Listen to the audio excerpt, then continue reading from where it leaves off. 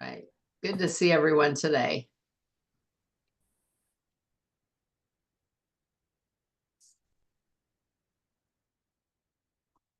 All right. Anybody have any questions? All right, Talani, you need to change your name there.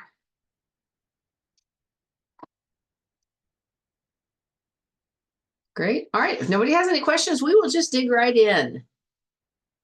Get started. You guys feel like the year's going well so far? Overall, not just my class, but overall, is your year progressing well? Good, good. Glad to hear it. All right, let me share my screen. All right. Hopefully you can see. Let me know if you cannot. All right. So today we're going to talk about tattoos. Since we're talking about the skin, do any of you guys either have a tattoo or know somebody who does? Maybe you have a parent or a sibling who has a tattoo. Have you ever stopped to think about it? How can a tattoo be permanent if skin cells are lost every day? Remember, we learned that those skin cells are constantly being pushed up. They die, they fill up with keratin, and then they are sloughed off. That's what the dust in your house is, mostly skin cells that have fallen off. So then how can tattoos not fall off within a couple weeks or months? Well, the mechanism is actually pretty cool, the way it happens. First, I want to do a little bit of a review of the layers of the skin because we need to make sure that we understand those layers of the skin first. Now, let me give a little disclaimer here. This is neither an endorsement of or a criticism of tattoos. I'm just giving you the science of them here. So I'm not encouraging you. I'm not telling you you shouldn't. I'm just giving you the science behind it. All right, so remember, we have 4 different tissue types in the human body. What are those 4 tissue types? Somebody tell me. I would really prefer it if you guys would talk. It's much, much faster. Anastasia. Connective, muscle, epithelial, and nervous. Excellent, excellent. So muscle contracts, nervous carries messages, epithelial lines and covers, and whatever, everything else is connective. So connective is the catch-all category. All right, so what kind of tissue is the epidermis made of? Or what epidermis means? That's the part of you can see, your skin. So which kind of tissue is that?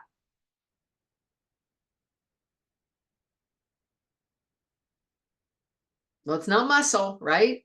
Talani. Epithelial tissue. It is epithelial tissue. Excellent.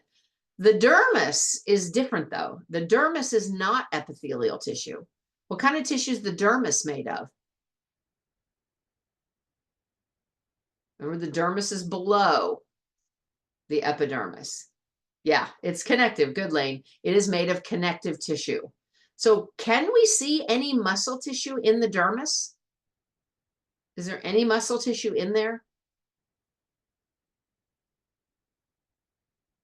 Yes, there is. There's that tiny little muscle that is attached to the hair follicle. You're not seeing it in the picture right here. We don't have a hair follicle in this picture, but there are these tiny little muscles. What's that tiny muscle connected to our hairs called?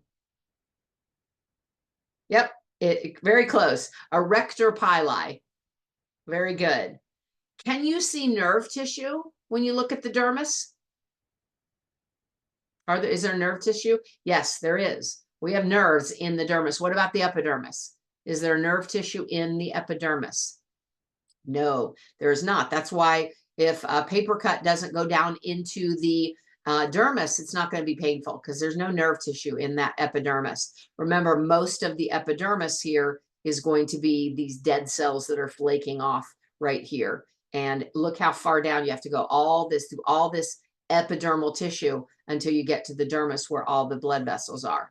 All right, so what is the bottom layer of the epidermis? Remember, we've got all these different layers of the epidermis. What is this bottom layer called here? Remember, to help you, it's at the base. So what's the layer at the base? Yeah, you got it, Anastasia. It is called the stratum basale, or the basal layer. You can call that. Now, the other layers are the very top, the outermost is called the stratum corneum. Stratum means layered, like a stratus, it's layered, and corn means hard. So the corneum is the hard layer. So that's the outermost layer of the tissues. Then we have the lucidum, the granulosum, and the spinosum in there. So which of these layers does cell division happen? Where is the cell constantly, where's the layers constantly being remade, new cells to provide? Yep, the stratum basale, the very bottom layer. We can see that happening. If you look at this picture here, you can kind of see that happening. So see the cell division happening down here. You guys remember from the beginning of September, way back in the beginning, we had these 4 stages of mitosis. We had the things happening with all these different ones. Let's review those 4 stages of mitosis. Remember, mitosis is how all the cells in your body, almost all the cells in your body, reproduce themselves, how they make identical copies of themselves. So this is what happens. We have prophase. Remember all this? You made this model. Prophase is where they are starting to attach to the spindle fibers. They're just loose in the nucleus. It's the only time we see X's just loose inside the cell. Then we have metaphase, where they line up in this plate, the metaphase plate. And one side of the spindle fiber is attached to one side of the X, where the X's are the chromosomes. The other side of the spindle fiber is attached to the other side. They start pulling like a fishing line, and they're reeling in these chromosomes, pulling them to opposite ends of the cell. So in anaphase, they're pulled apart. Anaphase stands for apart. And then finally, we have telophase, where we end up with 2 cells that are identical to the original cell. So looking at those now, let's take a look at these cells down here in the stratum basale, or the basal layer. And what is this phase right here called?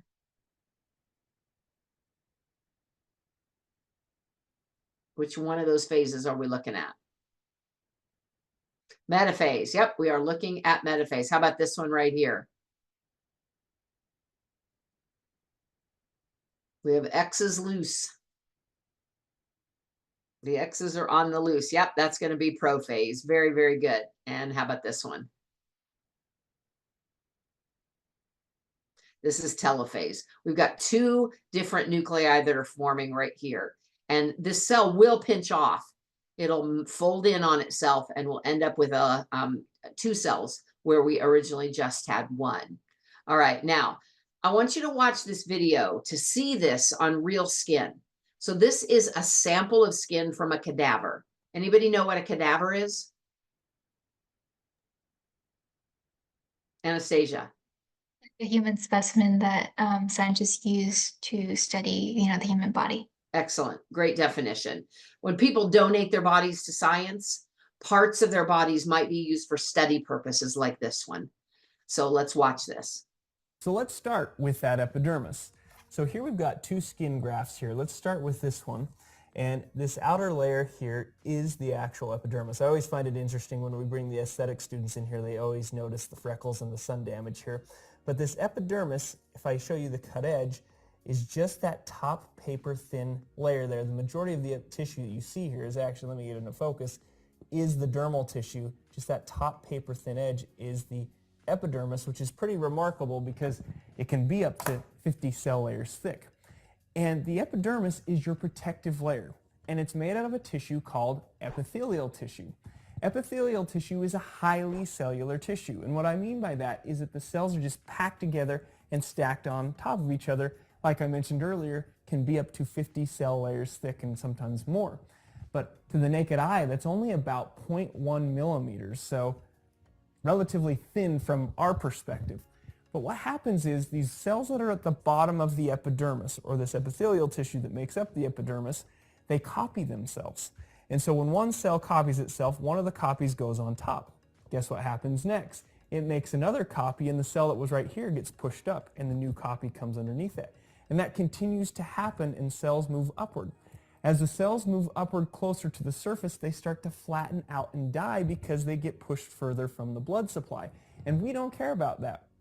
because those dead flat cells give us a nice protective barrier from friction and abrasion. That's what I'm doing here, not itching my skin here, but protects us from that friction and abrasion. And that process just continues on every single day. Now, as the cells move up, eventually they're going to get to the very top and flake off. You can shed over 1 million cells per day. You can think that's disgusting, but it's anatomy, so it technically is under the classification of being awesome. So let's take a look again at the cadaver dissection. Remember, the majority of this cut edge here was the dermis, or the dermal tissue, where that paper-thin top was the epidermis.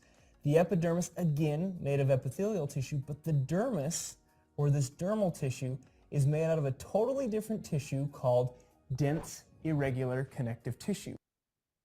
All right, so I would agree with him because it's anatomy, it's awesome. So 50 layers. The pictures that we look at never make it look like there's 50 layers, but there can be up to that many different layers. So take a look at this model. You can see in this model that the epidermis, that would be this right here, and the dermis right here, those are very different kinds of tissues. So remember that that epidermis, that's cellular, and there can be up to those 50 layers. But we don't see cellular tissue in the dermis. There are a few cells that are scattered around in there. These black spots, those would be cells that are scattered around in there. They're cells that are called fibrocytes, and they are going to produce collagen. They produce that fiber called collagen. Remember, collagen is the most abundant protein in the human body. Now, remember that as those cells are pushed up away from the dermis, away from their blood supply, they die. They flatten up and they fill up with that protein that's called keratin. Now, it takes only about 4 weeks from the time a cell divides down here until it flakes off. That's not very long, only about 4 weeks. If we could zoom in, we would see that the fibers are not all just in lines. They're oriented in all different directions. So dermal tissue is called dense, irregular connective tissue. And since it has fibers running in all those different directions, that means it's strong in all directions. So it can be pulled in all directions without causing any kind of damage. Let's watch that in this video. Because the collagen's going in all directions, it gives skin its strength to be tugged on in every which way there, or in other words, all directions. Now, the skin is not just made up of, or I should say specifically the dermis, is not just made up of fibrocytes and collagen. As you can see from the skin model, there are a whole bunch of other structures in here. We've got sweat glands, blood vessels coming through here, nerve endings, and even hair follicles that have pushed down from the epidermis. All right, so we've got 3 main layers of our skin. We've got the epidermis, we've got the dermis, and then there's this subcutaneous layer. Sub means under, cutaneous refers to the skin. So it's called subcutaneous. Yeah, Anastasia, it's often called the hypodermis.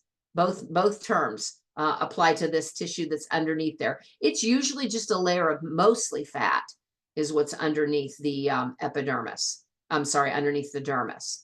All right, so now we've reviewed the layers of the skin. Let's see how they relate to tattoos. Now, looking at the layers, remember that the needle that makes a tattoo is going to puncture the skin somewhere between 50 and 3,000 times per minute. Okay, 3,000 times per minute.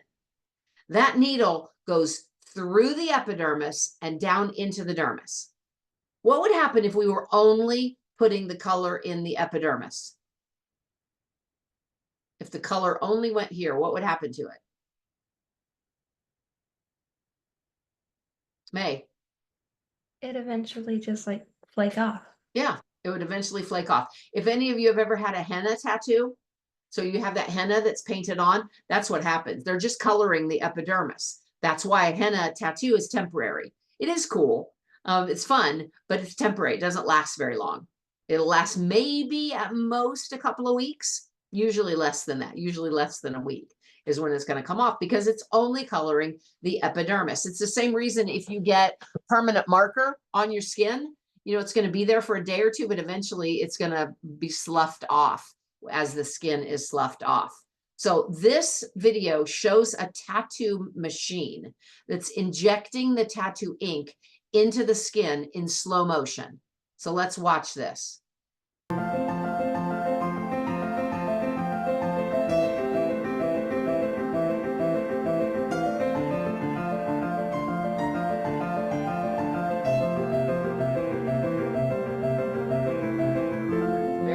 slow motion.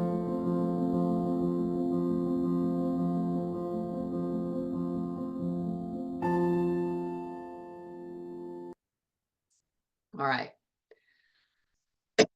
When that ink is being deposited, oh, I'm sorry, Talani.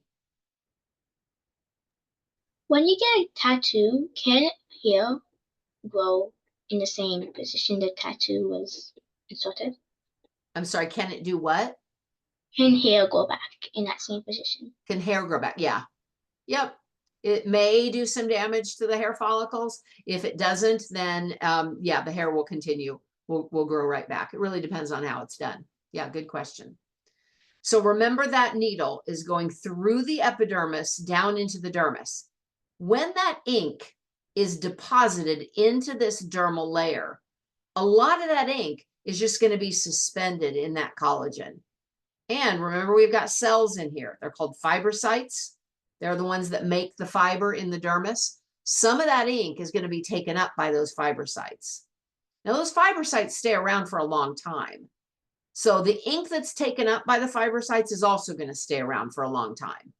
But remember, puncturing the skin, that's a kind of a trauma. What does the body do when there's trauma? What does the body do when you get a cut? When you poke yourself with something? Yeah, it becomes inflamed. So what is inflammation? What happens in the process of inflammation? A lot of things happen. In the blood rushes to the area. What does the blood carry to the area? Why is it coming? Yep, white blood cells. White blood cells come. We can think of it as the troops coming in looking for invaders. They're looking for foreign substances. So the minute you have any kind of trauma to your skin, your body sends in those white blood cells to look and see if bacteria came in too. We've got to get rid of any kind of potential pathogen before it does any damage to the rest of the body. So the troops come in to try to deal with it. I want to back up just a second here. Anastasia, you said like those temporary tattoos. Temporary tattoos are usually a little bit different. A lot of times they just lay on the top of the dermis, of the epidermis. They're like a thin layer of colored plastic that lays on top. Think of it as putting a piece of tape on your skin. So it's thinner than that, but it'll flake off. Usually that doesn't color your epidermis at all. The henna is going to color the epidermis. It's going to be a dye that you put right on the epidermis. Yeah, that's a good point though. All right, so you've got these white blood cells that are coming in. So usually when our body deals with any kind of trauma or any kind of foreign substance is introduced, our immune system has something to say about it. So the body sends these immune system cells, primarily white blood cells, into that damaged area. So here, we've got our skin knee. Remember, your skin is the first layer of protection. That barrier's now been broken. Maybe there's an invader. That invader gets in through this cut. The immune system cells go, wait a minute, this doesn't belong here. Remember, on the outside of all your cells, you have markers that say, I belong to me. These are ourself. Well, that invader, that bacteria doesn't have that marker. So your immune system cell looks at it and says, this doesn't belong here. And it begins to destroy that invader. It begins to digest it, and it begins to digest the antigens that it has made. Now, some of those immune system cells can transform themselves into cells that can tell other immune system cells about that invader. So remember when we saw this last week when we were doing our little trip through the skin, we saw this macrophage. We were threatened by it as we were walking along. Well, this is what a macrophage does. It pulls that invader inside. Now, this is an animation, but I have a picture of a real macrophage here. This is a real macrophage engulfing the invaders. Now, you've got two kinds of macrophages. You have some that wander around in the blood. They're looking for invaders. You've also got some that just live all the time in areas that are more vulnerable to invaders. So where do you think those fixed macrophages might be? The ones that just stay put. They don't wander. They stay where they're most likely to be needed. Where do you think you would find those? Anybody? Yeah, openings. Yeah, that's the nose, the mouth, the lungs, the intestines, and your skin. So there are these special fixed macrophages that just live in the dermis. They just live in the epidermis. They're always there waiting in case there's a foreign invader. And if you think about it, that makes sense, because if you get a cut, they're there waiting. They're on the alert. They're ready to take action. And they engulf any foreign body that they see, anything like a virus or a bacteria. So here we have a macrophage that's engulfing these bacteria. That's what it does. When they encounter ink, like the ink from a tattoo, they see it as an invader and they engulf it too. So the wandering macrophages, the ones that are going around in the blood and the lymph, they're able to engulf the smallest particles, and they do that, and then they wander off into the lymphatic system and they carry it away. But those fixed macrophages, they're always there. They engulf the particles and they stay in the skin. They're kind of used to dealing with things like bacteria and viruses and fungi. They break those things down. They digest those living particles or those viruses. They break them down. Most tattoo ink has heavy metals and dye and plastic. And the macrophages just don't have a clue what to do with heavy metals and dye and plastic. So they can't break it down. So what they do is they isolate it. They contain it inside their own cytoplasm so it can't get out and cause potential harm to other parts of the body. So they hold that ink and they stay put in the skin. So the tattoo stays put and the tattoo doesn't slough off or migrate away into the body. That's why tattoos stay around. Here's the thing though. Anybody have any like, yeah, but kind of ideas about that? Yeah, but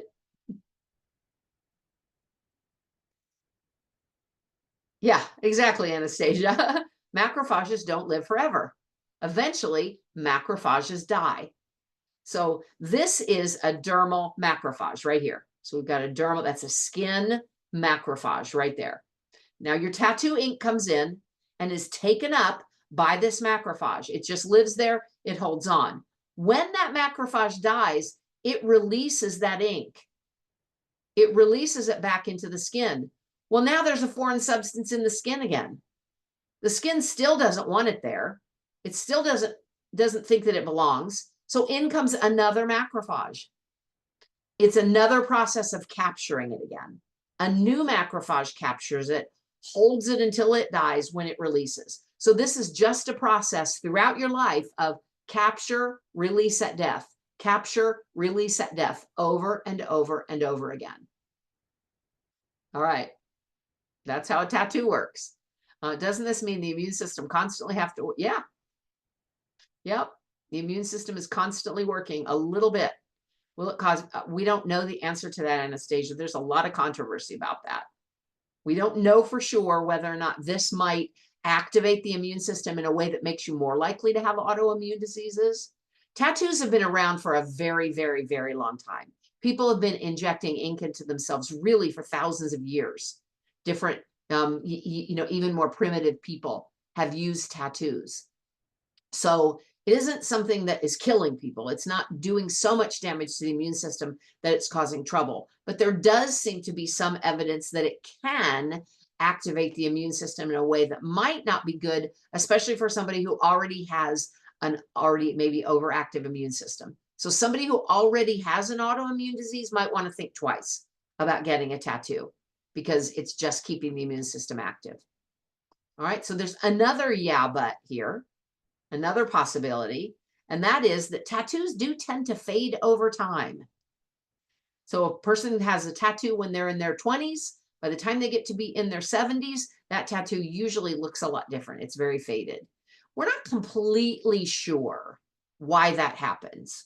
What they think, though, is that those macrophages only re-engulf some of the dye. They think that some of it is carried away. Every time it's released from a dead macrophage, a little bit of it is carried away in the lymph system. We're going to learn about the lymph system later in the year, but basically it's the cleanup crew of the body. So the lymph system drains and filters things in the body, and lymph nodes are located, they're filters that are located all throughout your body. So they filter the fluid that comes from all the different tissues of the body.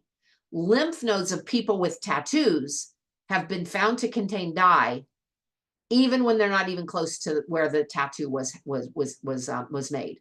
So we know that that ink is moving through the body. And we know that ultraviolet light from the sun can also fade the ink. So those are two possibilities, that just the light from the sun and this lymph system. So this is a picture right here of what a lymph node would look like.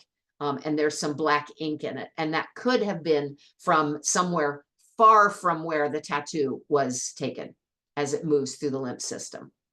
Those are some possibilities why tattoos fade over time. Does it clog up the lymph node? Lymph nodes are actually pretty amazing structures. They're self-cleaning filters. Like, you know, imagine that if you could have a refrigerator filter that cleaned itself and you never had to replace it, or a furnace filter that cleaned itself. Well, the body cleans itself. So lymph nodes are pretty good at cleaning things. It doesn't appear, you know, there's a lot of caveats with the body, but it doesn't appear as though having this tattoo ink makes the lymph node work any less well. We're not completely sure. Seems to me when I look at that, I'm like, well, where there is ink, there's not going to be a good filtration system, but it doesn't look that way right now. Even though tattoos have been being used for a long time, the kind of studying that we're able to do right now is fairly new. So we're not necessarily, you know, we're going to learn more as time goes on. There's also the problem sometimes that people make mistakes and they no longer want a tattoo. So here are a couple of tattoo fails. How about this one? It was supposed to say no regrets. It says no regrets. Yeah, make sure your tattoo artist can spell and has good grammar. It's is my life. No, not it's is my life. How about this one? No pen, no gain. And keep clam and carry on. So what happens if you don't want a tattoo anymore? Well, oh, I got a couple more. A couple more examples of tattoo fails, or rather, they got what they wanted, but you have to wonder what they were thinking. So this guy took a picture of his wife sleeping and then had that tattooed on his arm. How do you think that that woman felt when her husband came home from the tattoo parlor with a picture of her sleeping on an airplane? I don't think so. And these were supposed to be kids. This person's children probably thought it would be a good idea to have his kids' faces tattooed on his back, but I think that's probably not what he had in mind.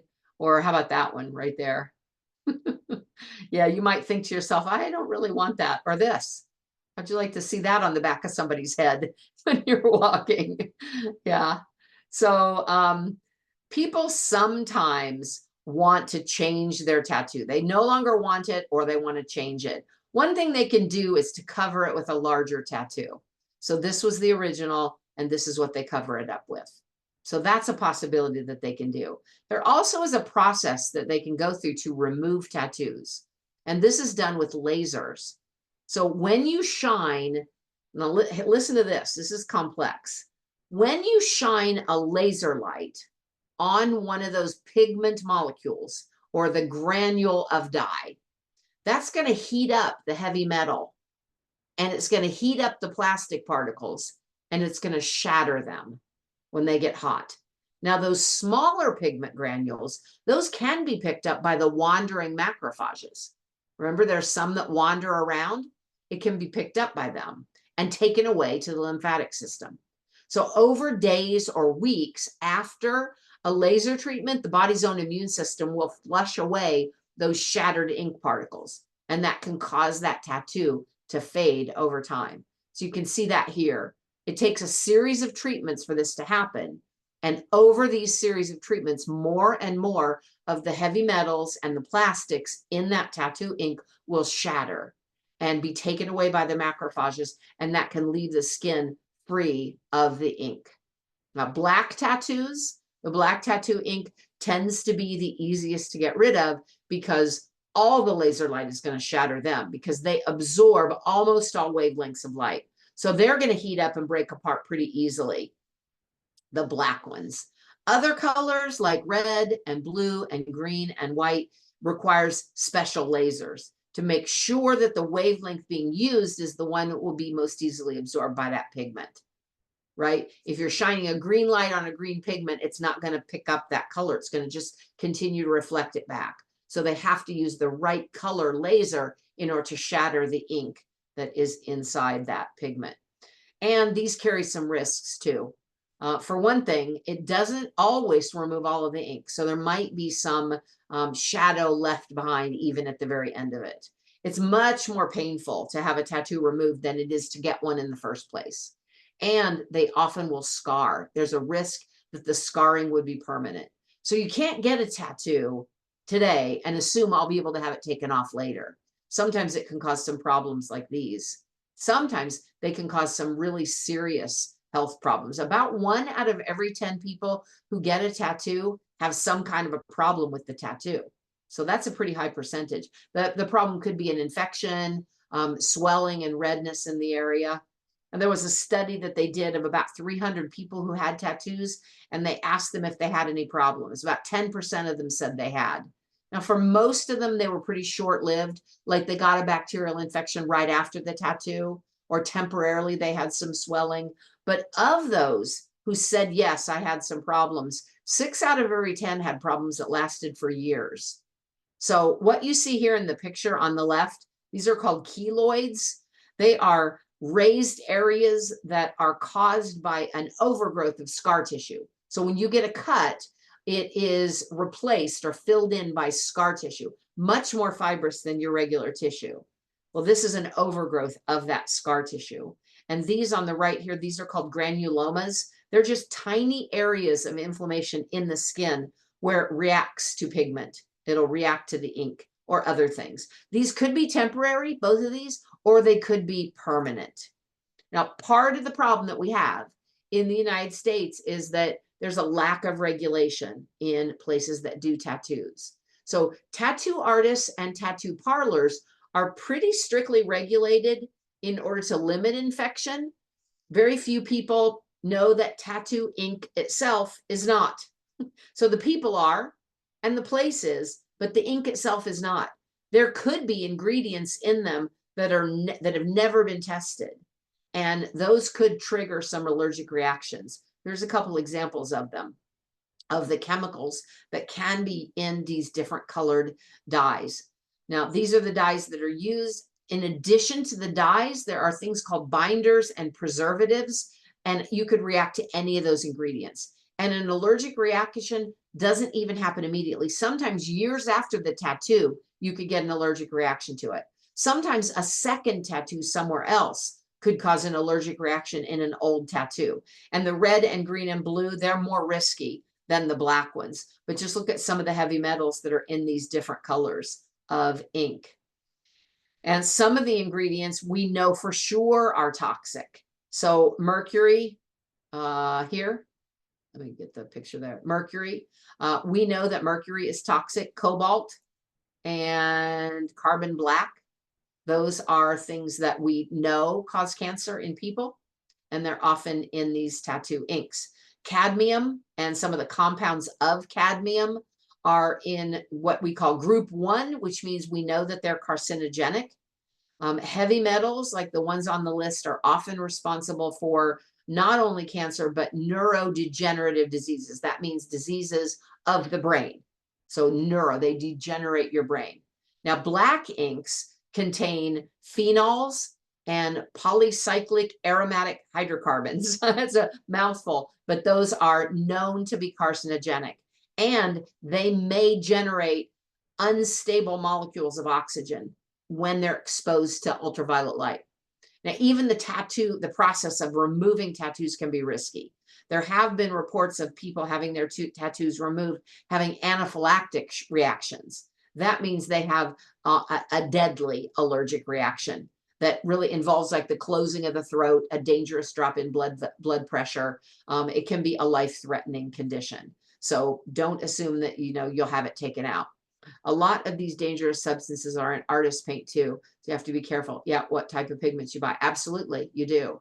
You do. And, you know, having something on your skin, like what you would get on your fingers when you would paint, is a lot different than having something injected into your skin. But we have to remember that the skin does absorb things. So anything that you put on your skin is going to be absorbed into your body. So any lotions that you use that contain chemicals, those chemicals are going to be absorbed into your body. Be careful. Just be careful what you put in and on your skin, because you can definitely pay for it later. All right, that's it for tattoos. Anybody have any questions about tattoos? Like I said, I'm not saying don't do it. I'm not saying do it. I just think, like with everything, you need to be informed. You need to know what you're getting yourself into. Do I want to make this decision or not? To someone who wants to have a tattoo, for them, it's often a like a personality choice. It's a statement that they're making, and they like art and they want it on their body. And if you know what you're getting yourself into, you know the risks, and you're an adult and you make that decision, then that's you know, that's someone's private right to do that. But all right, if nobody has any tattoo questions, I want to talk a little bit about some of the things that you can do to keep your skin healthy, whether you have a tattoo or not.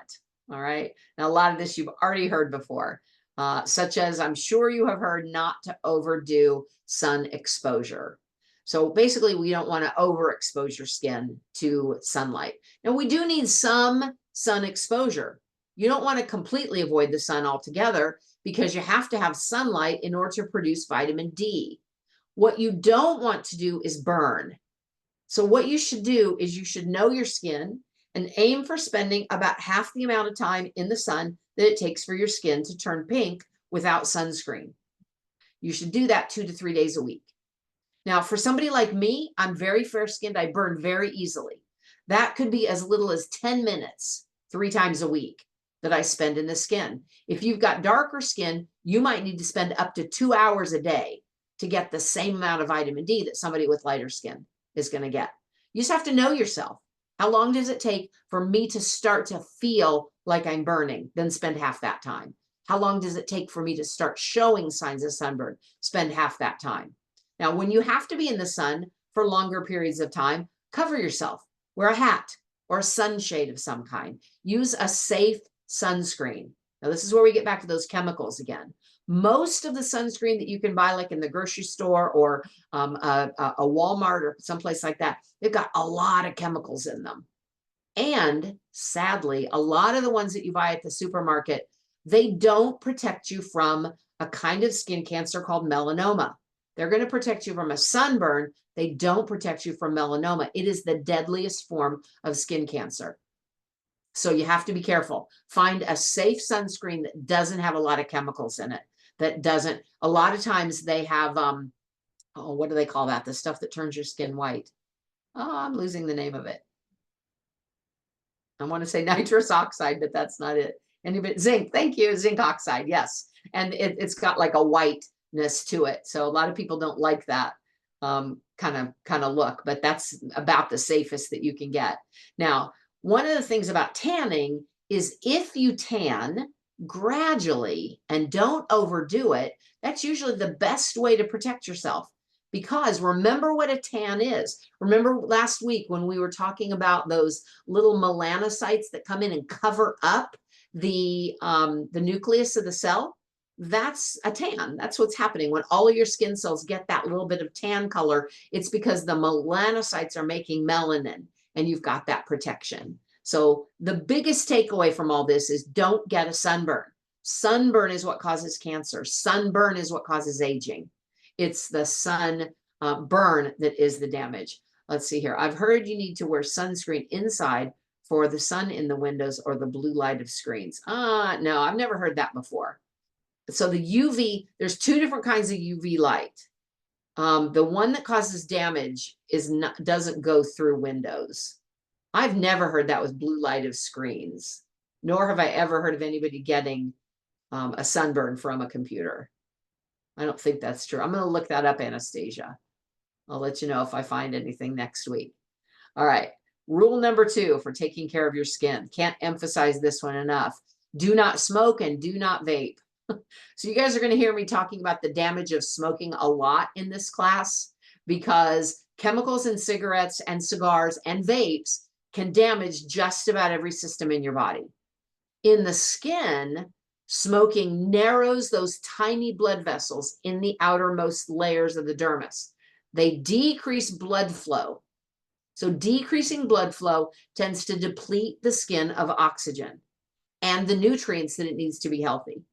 Smoking also can directly damage the collagen and the elastin. Remember, those are the fibers that give your skin strength and stretchiness. So you don't want to damage them. There's also nicotine in both cigarettes and vapes, and the nicotine will dry you out. It'll dehydrate your skin. So you can get premature wrinkles and very dry skin. And it can also delay the wound healing. So if you get a cut and you're a smoker or you're a vapor, it takes you longer to heal than if you're a non-smoker. Be gentle with your skin. So long, hot soaks in the tub are going to remove those healthy oils from your skin. You also want to avoid strong soaps. Make sure you're using a clean razor when you shave. You can, when you shave, you're often making little tiny micro cuts wherever you're shaving, and you can insert bacteria through those tiny little cuts. If your skin is dry, don't use a lot of high scent, the like grocery store kind of lotions. Use a chemical-free moisturizer, or something like coconut oil is really good. Here's another one. You really are what you eat. What you eat significantly affects the health of your skin. There's a saying that you might have heard, eat the rainbow. Eating plenty of fruits, plenty of vegetables, whole grains, getting enough protein, things like fatty fish and avocado give your skin the omega-3 fatty acids that it needs in order to be healthy. Nuts and seeds, sweet potatoes, broccoli, tomatoes, green tea, dark chocolate. Basically, the more color and the more variety of color, the better. So a good rule of thumb, try to eat at least 5 different kinds of fruits and vegetables every day. And try to eat 20 different kinds of fruits and vegetables every week. So that 5 a day is pretty easy to get. 5 different ones. If you have a salad and it's got 2 kinds of lettuces, tomatoes, cucumbers, and avocado, you've got 5 right there. But trying to get 20 different ones, that can be a little bit more challenging. Make sure also that you drink plenty of water. That keeps your skin well hydrated. And when I say water, I'm talking water, not coffee, not tea, not soda. Those things tend to dry you out a little bit more. The caffeine that would be in some of those beverages that I mentioned actually will pull water out of your cells. So you end up a little bit more dehydrated than if you hadn't drank the water at all. So drink your water, and then if you want to have a cup of coffee or you want to have some tea, use that after you've had a big glass of water. Don't use it as your hydrating liquid. Another important one, beauty sleep. It really is a real thing. Like all the parts of your body, your skin repairs overnight. It repairs while you sleep. So we go into what's called repair and restore mode when we're sleeping. Our body will remove toxins. It will repair cell damage. It will repair DNA damage, the damage that's caused by the environment. It will replace aging cells. It will create new cells. Growth hormone is produced while we sleep. Now, when you're a child, or for you guys, up until about the age of about 18, somewhere between 18 and like 16 and 20, you're still producing growth hormone all day long. Once you hit your full height and you're not going to grow anymore, growth hormone stops being produced during the day and it's only produced at night. So when you're an adult, like from here on out, all of your repair is going to be happening while you're sleeping. If you're not getting 8 hours of sleep, you are not repairing the way you should. There's probably nothing more important. In all of the things I talk about health, probably the most important one is getting enough sleep. And it's probably the one that Americans are really missing out on. People think it's kind of a badge of honor to be able to function with, oh, I only need 5 hours of sleep. Well, you might only need 5 hours of sleep, but your brain would function better if you got more. Your skin would heal if you got more. You'd look younger. You'd look healthier. Your muscles would work better. You might be able to get by on 5 hours of sleep, but you would be much, much better off if you got those full 8 hours of sleep. Managing your stress is important because lots of stress, especially stress you're not dealing with, can make your skin more sensitive. It can trigger acne breakouts. it can trigger other health problems. So encouraging healthy skin, you want to eliminate the stress. And to encourage healthy skin, you want to manage the stress you can't eliminate. So there's some things we can eliminate. You know, you can, the example I like to use is I found when I first moved to the Philadelphia area from the Midwest that the traffic made me really stressed out. And I thought, how can I get rid of this? I have to drive in this traffic. I started listening to audiobooks, and immediately that changed the way I felt about my drive. I wanted the drive to last a little bit longer so I could listen. I eliminated that source of stress. There are other sources of stress that I can't eliminate. You know, you guys have homework to do. That's a stress for you. How can you manage that so that the stress isn't affecting your skin? All right, so get enough sleep, set reasonable limits, scale back on your to-do list if you can. Do things like meditation, deep breathing, yoga, journaling, mindfulness, playing with your dog. Those are all things that you can do to help to reduce stress. And the exercise is also important in and of itself. Both too little and too much exercise can affect the health of your skin. So we want to aim for a good balance. We want to do both cardio and resistance, like weightlifting or working out with elastic bands or those kind of things, 3 to 5 days a week. You want to avoid over exercising. That's a source of stress too. Doing too much can be a source of stress. Hold on. If you get 8 hours of sleep, should you still take a nap during the day? I don't. I get 8 hours of sleep. So I don't use caffeine. I don't drink caffeine at all. I don't drink coffee or tea. And I think the most beneficial thing about not using coffee is that I have to get enough sleep. I can't rely on that cup of coffee to wake me up in the morning. So I have to make sure I get in bed 8 hours before I have to get up so that I get that sleep. And I never need a nap during the day. I always have enough energy. So you may be a person who needs 9 hours of sleep. You kind of have to learn your own body. For me, between 7.5 and 8.5 is perfect. If you're a person who needs 9, then take 8 hours and have a nap during the day. It's often good. We'll talk about this when we get to the nervous system. So you've got this fluid that bathes your brain and your spinal cord. It's called cerebrospinal fluid. And the cerebrospinal fluid actually needs to kind of move around the body. And when we stand all day or sit all day, it tends to stagnate. Laying down for just 10 minutes in the middle of the day can really help to refresh that cerebrospinal fluid.